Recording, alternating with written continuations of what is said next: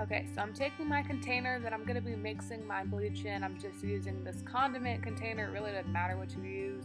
I'm taking violet bleaching powder. That is super crucial because you won't end up with an orangey closure, because that violet will go ahead and cancel out most of the brassiness that can occur when you bleach hair.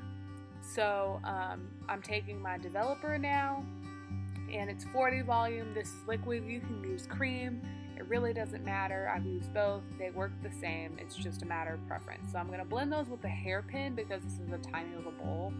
And the consistency you want is, if you're using a hairpin or you're using a brush, that it forms stiff peaks and it doesn't run at all, because you don't want this bleach running down onto the roots of your closure, because that'll just look really weird. I don't know, you may like it, but for the purpose of just bleaching knots, you don't want it too running. So I go back into the bleaching powder to thicken up my mixture even more, and you saw how little developer I used. And to apply my bleach mixture to my closure, I'm using a Q-tip. One, I don't like using brushes because it can push the bleach through the closure, like little holes in the closure and the lace. So I like using a Q-tip. It's blunt, but it'll still apply the product everywhere I need it. Then I'm just placing a plastic bag over top to develop.